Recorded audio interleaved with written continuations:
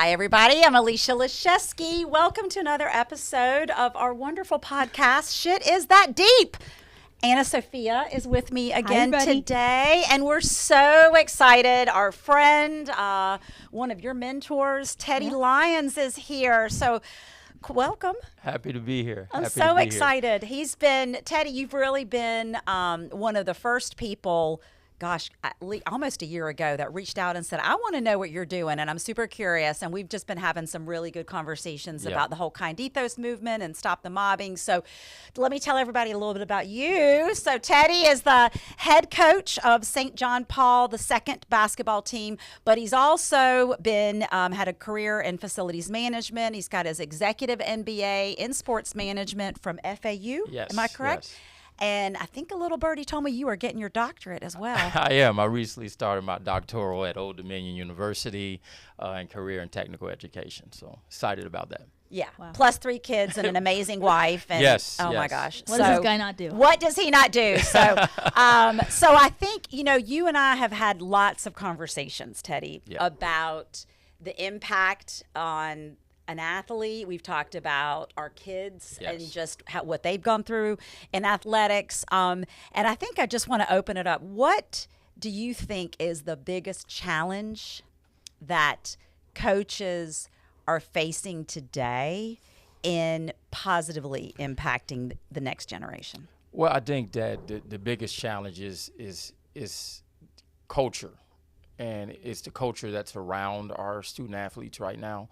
And not the student athletes so much themselves. I think we have a lot of great kids, obviously, but a lot of parents are heavily invested in their kids, and that's great. There's nothing wrong with investing in your kids, but I think there's a lot of vicarious living through their kids, and there's a lot of things around the kids. You have handlers now that are involved with athletes, all the way to middle school, so there's a lot of other influences around the kids, and so it's hard in the culture, and there's parent involvement that we haven't had as much of in the past, and parent involvement is great from a supporter standpoint, but I think there's a lot of overstepping in that regard, and so that's where your challenges lie.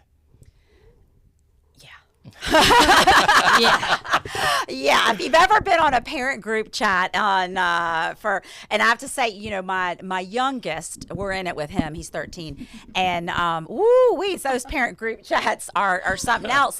But one of his teams, his soccer team, has done it right because they actually have it just locked. It's one directional. Okay. It's coach to parents, it's information, and it's probably the healthiest thing because sometimes, you get parents, and I don't want to say it's mobbing, but man, sometimes the loudest voice starts to kind of overpower things. I mean, have you dealt with that where parents try to kind of almost take over your team? And you don't have to name names. Well, early on, when, this is going to be my 10th year in high school basketball, 7 as a head coach. Had the privilege of coaching as head coach at Chaminade, and then previous to that at Stoneman Douglas. That was my first head coaching job. And so at Stoneman, I dealt with a little bit of things there. And I had a couple of parents who stepped out of line in some ways. So the thing about it is some parents never want to see their kids struggle. And sports, in some ways, kids do struggle. And I think sports translates to life for sure. Some of these lessons that you can learn from being part of a team and from coaches and from being around sports and other players and the game itself, the challenges you face there, you can learn so much. But I think my worst situation was probably my first year as head coach. I had a parent come out of the stands. By the way, we're getting slacked at Cypress Bay. Thanks, Jason Lookie. We were getting beat. Great coach, great coach. We weren't on their level. They were, a great team, a lot of good athletes. We were a program that was in a rebuild mode, and they beat us really bad. a parent walks out of the stands right in the middle of the third quarter at a timeout and just got right in my face. And she goes, "You're the worst coach I've ever seen in my life." And I go, I didn't know what to do. The assistant principal was standing behind me, behind the bench, and I just said, "Ma'am, please go back to your seat." And I'll be honest, that took a lot. Yes. But, that's probably the worst situation I had. And then just some parents not wanting to follow the rules that you set out. I think it's very important to be upfront with what you expect from your players and your parents. And I've had some parents just want to overstep kind of the rules that you put out for the team and for the parents and things that you've asked for and respect. Because a lot of parents don't understand on this level, most coaches, they're coaching for the love of the game. And they're coaching because they want to help kids and be a part of their community and be a positive reinforcement for kids. And it's definitely not about the money. We don't get paid enough on this level for coaching to deal with some of the things that happen. Yeah. I think you bring up a good point that nobody wants to see their kids struggle. Nobody does. I mean, and it's funny because I talk about this. I have some good friends that we have kids the same age as, and boy, girl, and then our youngest are both boys. And we laugh because she's actually coaching the two younger ones right now in basketball. And we laugh because we're the quietest people in the stands. Mm-hmm. But boy, it was different when they were with our older boys. And even I feel like I'm a different sports parent than I was. You just want to protect them. And I had also screamed, "Get up, Corey," to my son, and his arm was broken when he was younger. So I think I made up a few years feeling that. But, do you remember that? Yeah. But I think it's hard, and I wonder, I guess this is probably a very deep question. Do you think one thing is letting them struggle with consequences, right? Yeah. You were late, you have to do push-ups. Yep. Another thing is struggling on a mental health level. Yeah. And do you think parents feel like they have to kind of overstep because they don't feel confident that their coaches care about their kids' mental health? Does that become like a mama bear thing? And how as a coach do you recognize mental health? Yeah, so I think that's a great question. I think coaches need to pay more attention to kids. And number one, I always say that everybody's treated fairly, but everybody's not treated the same. You have to really build that relationship with the kids you're coaching so that you understand what makes them tick, understand what's going on with them. Because when you get to know them, you can see when something's off, right? And getting to know your kids is so important. There are certain players that I've had over the years that some players I have to get on a little bit more. And I know who those guys are, and I know that's what they need.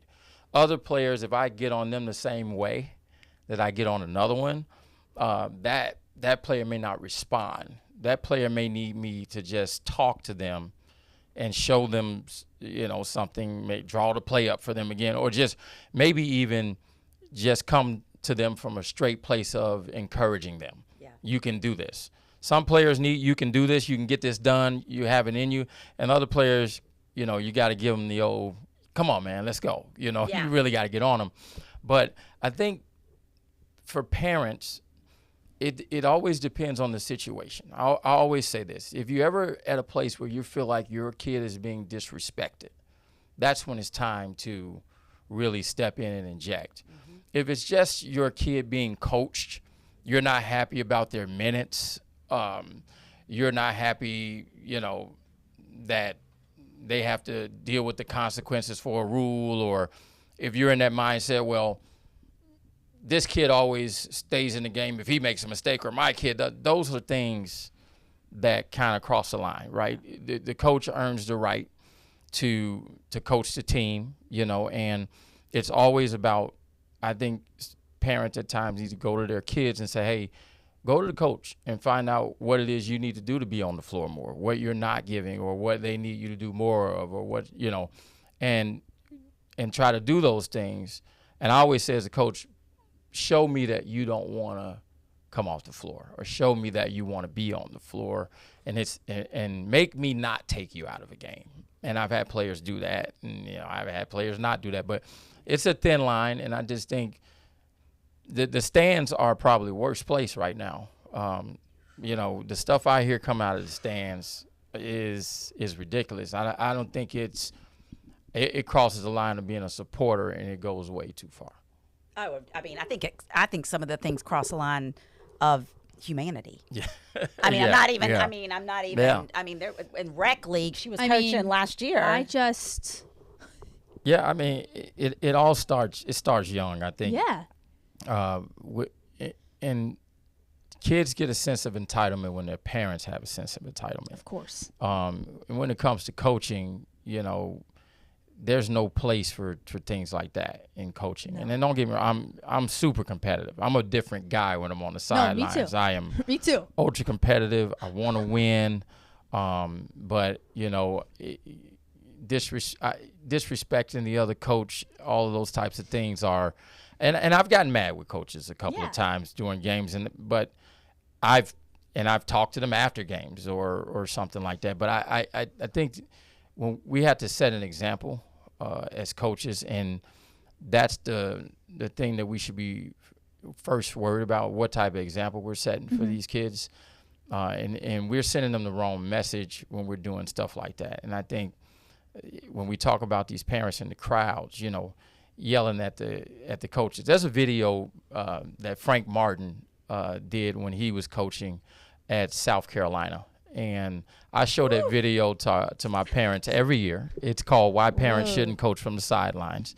I show that video to my parents in my parent meeting at the beginning of every season. And basically it's detailing different things. Like, kids are dealing with a lot while they're out there as athletes, right? They got to listen to their coach. They got to listen to their teammates. They got to listen to the voice in their own head. And then the parents are in the crowd screaming and trying to give them direction. So kids can be all over the place. Who do I please in that moment, And that's a part of what I'm kind of dealing with in Sport Parent University the book I'm writing, dealing with some of those things, like how these parents are really infecting their kids with their behavior, and even some of these coaches. Yeah. I mean, and I wonder, when we talk about mobbing and all the things that that happens on teams, I wonder how much of that is because they learned it from their parents and their coaches. And you talk about the modeling, and so, how do we break that cycle? And I'm assuming that you're going to go into it in your book, and I think that'll be some of the things where we'll hopefully collaborate on some of this stuff as part of the Kind Ethos stuff. But, there's got to be a point, because it's getting worse. I notice it worse. Corey's 21 years old. And, Austin's 28, but I never saw it as bad with him. But at 21 years old, Corey is. Connor's 13, and then I had her in between. I see a huge difference. There was a fight at the 5-year-old rec basketball game the other day. Yeah, that's ridiculous. So at what point are we going to say enough is enough? And what would you say to to those two dads of their 5-year-olds? What would you pull them aside and say? I mean, first of all, 5 years old, these kids haven't even really began to live. Like, what are we doing? That's what first of all, what are we doing, man? They can't even shoot the ball into a hoop that's 7 feet tall. Yeah, 5 years old, what are we doing? And we're seeing this a lot. There was an article in, and I forget the name of the publication, but it's the main newspaper out of Seattle, Washington.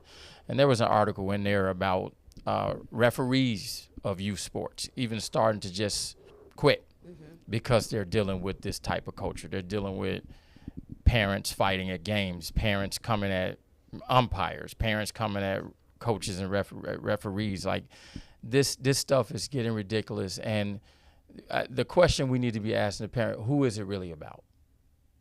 Who is it really about? Because you're at a game for 5-year-olds and two parents aren't big enough to kind of say, hey, man, to set the example. Who is this really about? Is it really about the kids? Because if it's really about the kids, and if we're trying to change, that's where it starts right there, right?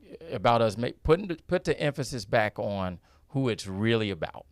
It's about the kids. It's not about us as parents. Because a lot of times these things that are happening at these games, that are happening in the stands, these parents arguing, it's really about their ego. It's not about the kids. The kids don't even really, to be honest with you, know what's going on in the stands half the time. They have no idea. They're playing the game. They're out there trying to get better, out there trying to compete. And you got two parents who, are full of themselves. And so the emphasis, number one, has to go back on the kids. Number two, all of these sports associations, these little leagues, they need to get a little bit tougher on bringing in some rules more around the parents. But the problem that exists more than anything else, to be honest with you, is that there's so much money now coming into youth sports. And I think everybody thinks that because they pay or give more to the team or donate, to the team in some sort of way, they think that their kids should be put on a pedestal, or they should be put on the pedestal as parents. Your kid has joined the team. And so I think even on the lowest levels, when we start seeing all that type of selfishness, we need to start telling parents, hey, this is a line and you can't cross it or your kid can't play here. And I think that's one of the first steps. 100%. Boundaries. I remember, and this, I'm gonna have to say this super carefully, what I'm getting ready to say, because I don't want anybody to feel insulted. But I remember when Anna was little and she was dancing, and you would fill out this form before the season, and you, as a mom, and you or a dad, and say what you would be willing to do. Right? Do you want your daughter to be considered for a solo or a duo or whatever? And then in the fine print, it said, if you say yes, this is the cost. Okay. So then everybody, and Anna, what'd your mom do? She clicked no for everything because I got 4 brothers. Right, exactly. So she said, I don't want to sit here and watch you on stage any longer than I have to. No, that's not true. But it was just not something at 8 years old that we were willing to do, right? Or could do. So I'll never forget, then she would come home, after they announced, and she would say, so-and-so got a solo and so-and-so got this. And I said, honey, that's because so-and-so's mom paid for it. And, and that's not how every dance studio works. Right. And there's nothing wrong with it, by the way, because I think it's really important before they say we pick you that the person can afford it. So it's 100% mutual selection. The reason I say that, though, is that it gives the kids this false sense. And I think when you create that, and my friend Donna says, she calls it the est culture. Everybody's got to be the best, and this is beyond sports. It could be music. It could be theater. It could be art. Like, it could be anything. But this est, like, you got to be the best. And at some point, it's okay just to be who you are and your role on the team. Yeah. And that's the thing, too. Like, I think the culture, that in itself, there's nothing wrong with striving to be the best, right? But that doesn't mean you're going to be the best, right? There might be somebody more talented than you. And I think that's part of this culture too, right? Where you just said everybody thinks their kid's the absolute best. And your kid may be the best kid in the world to you, but they may not be the best kid on my basketball team, right? And so that's okay, wanting to be the best. But then I always tell the story of 2 kids I had at Stoneman Douglas, and I'll say their names. One was Dylan Stetner. Dylan was a great kid. He got cut as a junior. His heart was broken, but the kid, we ended up getting an injury and we brought him back. And he was just so excited to be a part of the team, and I did what most coaches wouldn't do, I know, in his situation, because Dylan wasn't the most talented player as far as scoring the basketball, wasn't the greatest shooter and all that. But I'll tell you, Dylan was an amazing teammate. He was a great kid. He worked hard in practice. He helped his teammates get better. And he accepted a role within our team. And the other kid was Vitor. And Vitor accepted his role in our team. He and Dylan said, hey, you know what? We're going to be a part of this team. And that's probably one of my best teams that I've had. because I had a group of unselfish kids who all understood that they had a role to play on the team. And Dylan and Vitor played not because I was looking for them to score 20. And they understood that wasn't their role. They went out there and they played great defense and they got steals for our teams. And I remember a game at South Broward, we wouldn't have won without those two guys coming in and their role just coming in, playing great hard defense and setting our team up to trap and get steals. They did that great, and they understood their role, and their teammates loved them.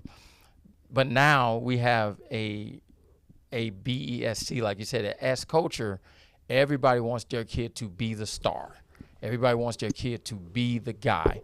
And I think what's happening, too, is you have a lot of coaches, and I'll just say it flat out, they're scared to coach players because 100%. they're scared to lose them. Coach Teddy's not afraid to lose any players. I'm going to coach the game the right way, and I'm going to walk in integrity with it, and that's how I want my programs built. It's not about your kid. And that's if you want it to be about your kid, it's okay. Let's go play tennis Golf? and then golf. I was a tennis player. Yes. Nothing wrong with it. No. Hey, single game. Yeah. Right? Yeah, individual sport. Yeah. Absolutely. Go play individual sport if that's what you want your kid, if you want it to be about your kid. And that's great. I love tennis. I like to watch golf. I'm a casual golf fan. Go play those sports. Yeah. But when you put your kid inside of a team, you need to be unselfish as a parent to understand it may not be about your kid. You need to teach your kids to be unselfish. Yeah. Yeah. You know, and we talk about in the context of mobbing that, you know, sometimes I think that within a team, especially basketball, you know, if somebody's, and I think it's happened to somebody that we know, not her, but that if somebody's stat line is getting a little too high, you know what I mean? It's one of my older kids, that, you know what, maybe let's not pass him the ball. Yeah. You know what I mean? Like, you know what? And there becomes like almost like a group dynamic of let's not pass him the ball, or let's not, you know, just because they don't want or they might be competing for the same position. And then, you know, and so then it becomes like this kind of isolation thing. And that's not cool either, because that's not a team, right? No, it's not a team. And some coaches don't even understand that they can be a part of creating that type of culture, to where it's about this kid and not about the overall success of the team. You know, I've been blessed to coach some really good players. And you know, the cream rises to the top, as they say. Your best players is going to show who they are. We don't have to talk about that all the time. As coaches, I think coaches make that mistake too. We don't have to talk about, hey, he's our best player. We got to make sure he's getting. We don't have to talk about that. That takes care of itself. Everyone knows. internally knows. Yes, Right. They all know. Right. But I think there could be sometimes an active place to take them down. It is, and jealousy can arise. We see it happen within the parent groups. We see it happen within the team dynamic. And to be quite honest with you, that really falls on the coach. The coaches can produce spaces where mobbing happens to a player. It can be produced by not addressing certain things, and it can even be produced by coaches making certain comments in front of other players about players, you know.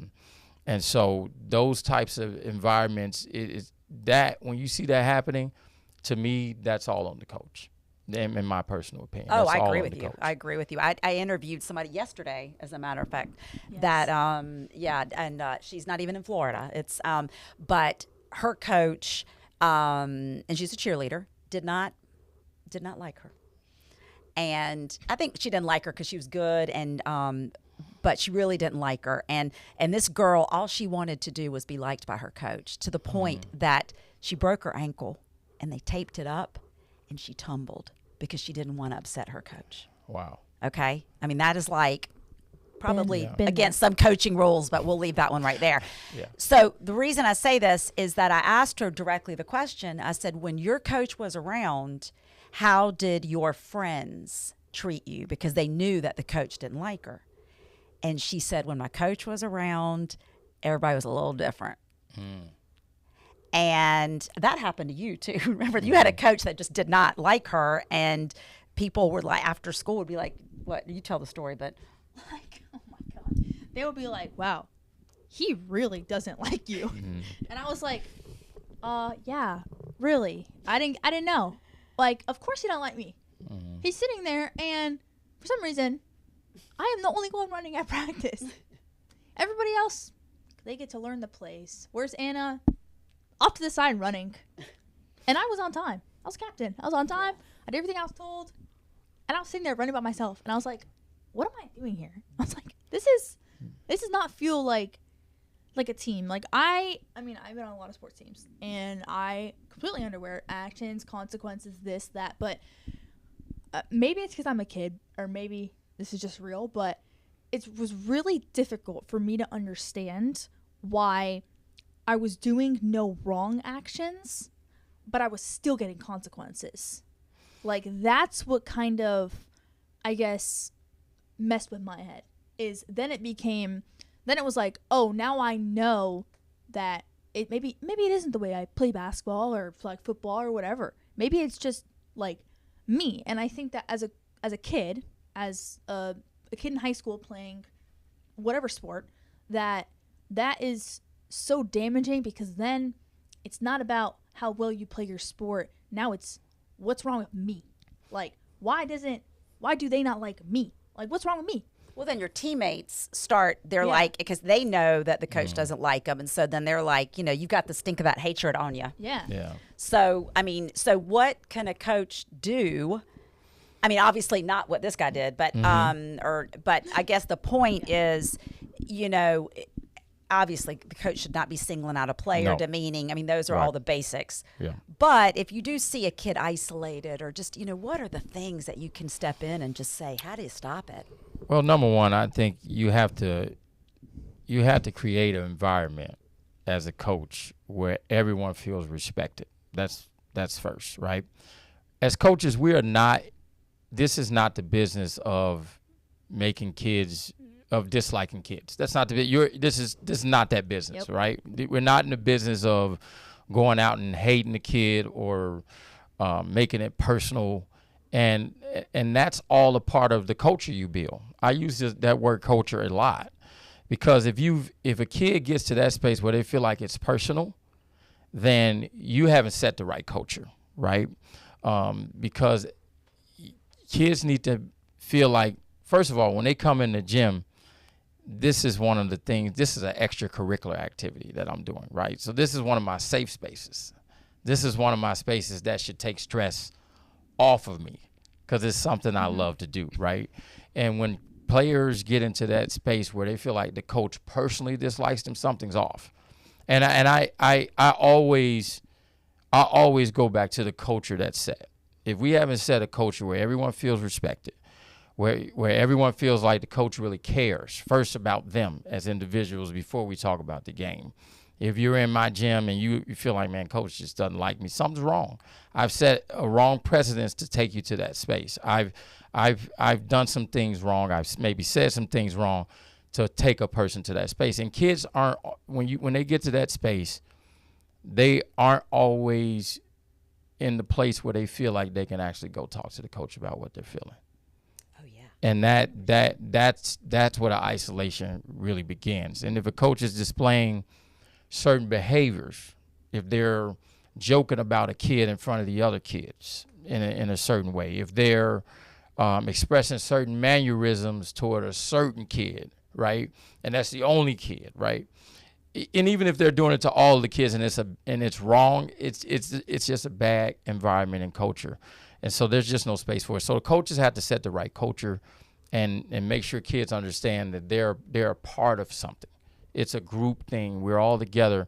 It's why me personally, I like to do 2 or 3 things during my seasons where we just have events to just go out and hang out. Yeah. We're just going to Topgolf. We're just going to go. Topgolf. We did, yeah. When I was at Chaminade, just going bowling, just going to do something, right? We're going to go volunteer in the community together. We're going to do something that brings us together. And so coaches had to set that precedence. But there are some coaches, unfortunately, and I talked about this earlier, who this type of behavior is acceptable to them because their coach was like that, or coaches they seen when they played were like that, or their dad was like that. And so just because your dad or your previous coach, excuse my French, mother effed everybody, right, doesn't mean that that's the right way, And unfortunately, some coaches who are very, very good coaches have had success, and they've had success talking to kids in a negative manner, treating kids in a certain type of way. It unfortunately sends the message that that's okay, and it's just not. I don't care how good of a coach you are. You're dealing with people's kids, and it's a certain way. You got to be respectful of those kids. It's number one. Well said.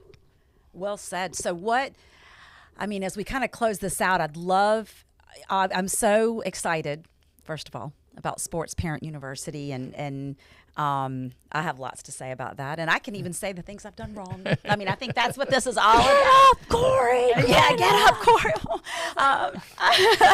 You're like 3 years old. No, but I think, look, it's important, whether in any situation, to be able to look at yourself in the mirror and just say, you know what, this is when I was at my best, and this is when I was not at my best, and that's okay, right? And to understand that. But if you're a parent that has done that, has looked at itself in the mirror, has looked at what their child has experienced, senses either toxic coaching culture or some mental health struggles, how would you suggest that they approach a coach, or what would you suggest they do? What advice?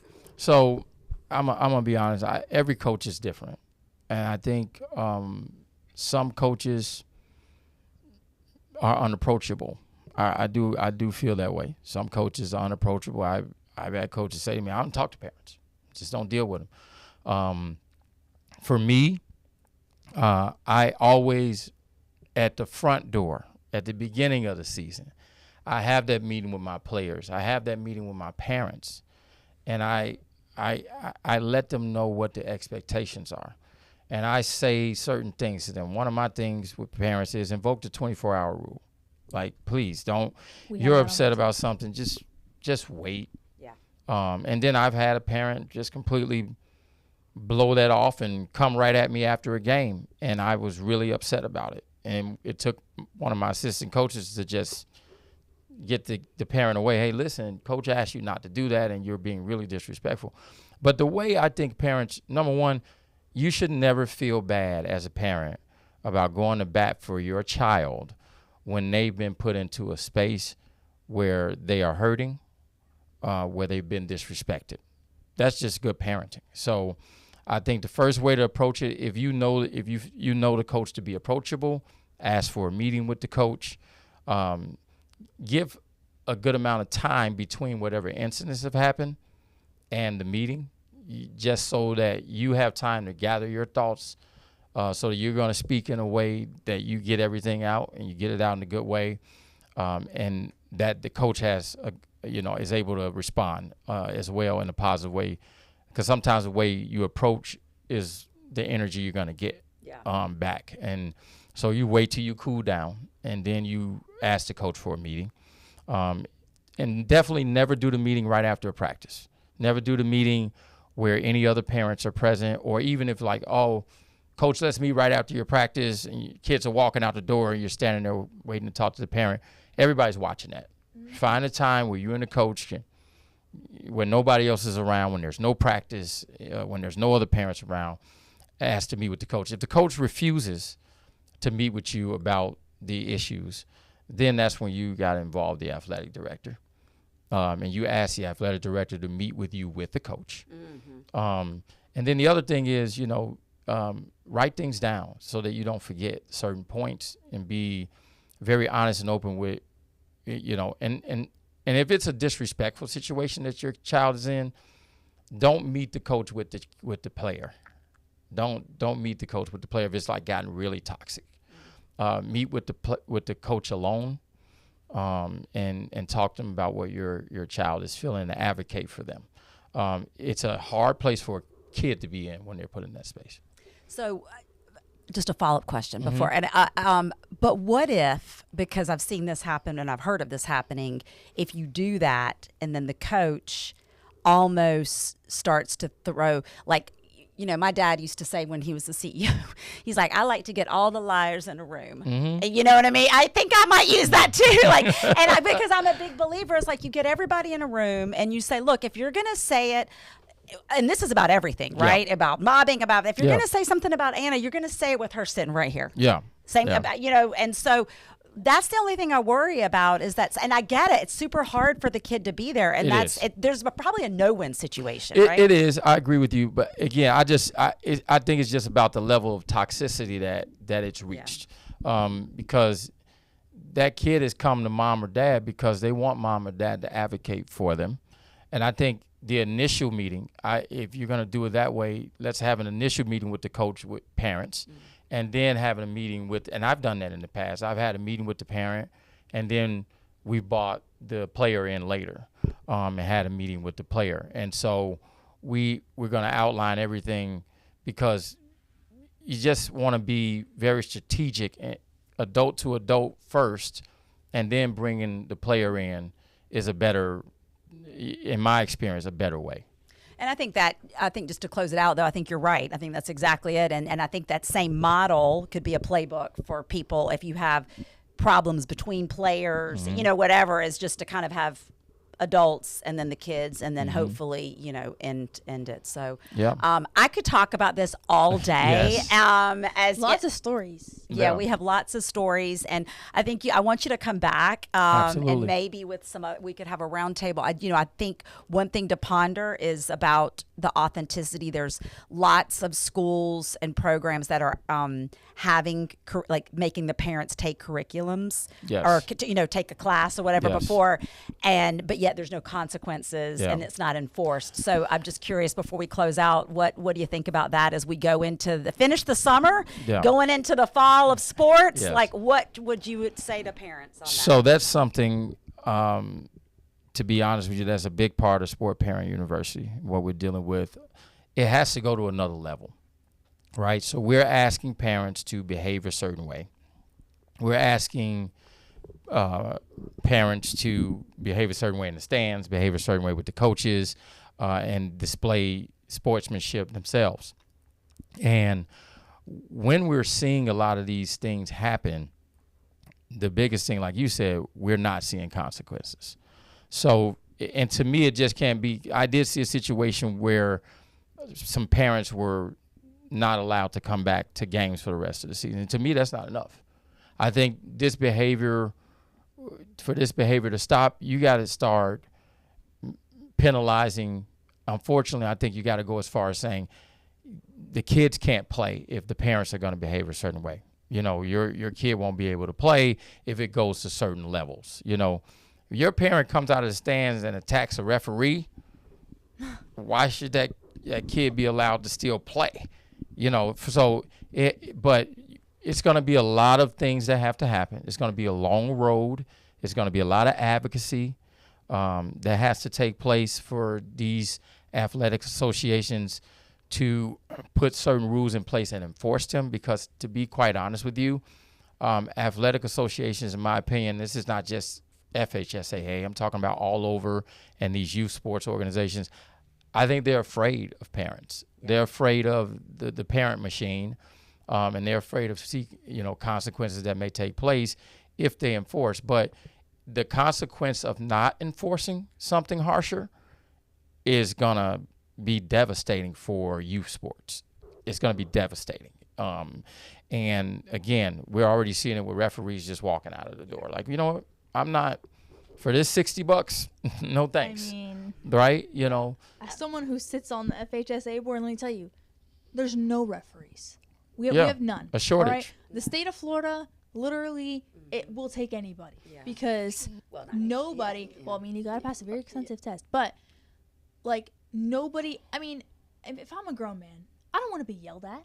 No, I mean, not nobody wants to be yelled at, but if I'm getting paid barely anything, and I have a parent who's spitting in my face because he's so close, it's not worth it. Not worth it. I'll go find. And listen, I'm all for it. Look, I took my Stoneman Douglas team into Deerfield in 2022, I believe it was, And these 2 weeks in a row for the district championship and regional championship, lost both games by a total of 3 points. Really, really tough. But the best environment I've been in, packed gym, standing room, people standing all over the place.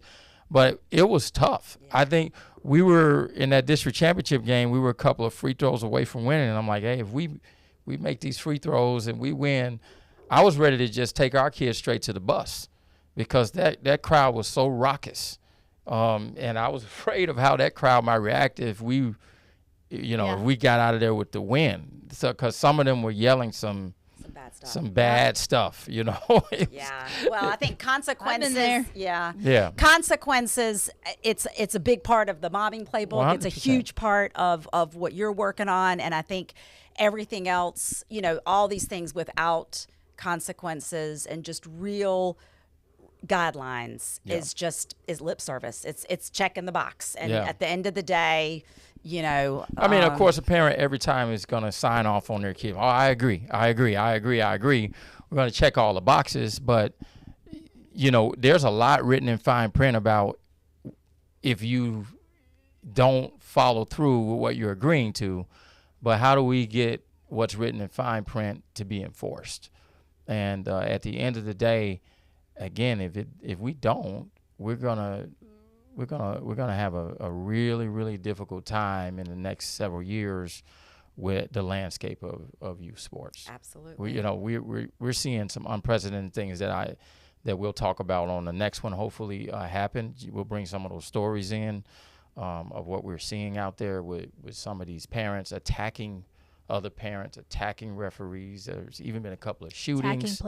Attacking players. We know somebody very close that happened to my son. It's crazy. It's a scary thing, and I'm glad to be a part of hopefully helping stop it. So well, I'm thrilled. I'm thrilled to be here. I'm excited to be talking with you guys. Awesome. Pleasure to have been a part of Anna's career a little bit there, and I'm looking forward to being a big part of what we're doing. Awesome. Because shit is that deep. It is. It is that deep, right? It is that deep. So awesome. All right. Thanks for listening, everybody, and have a wonderful day.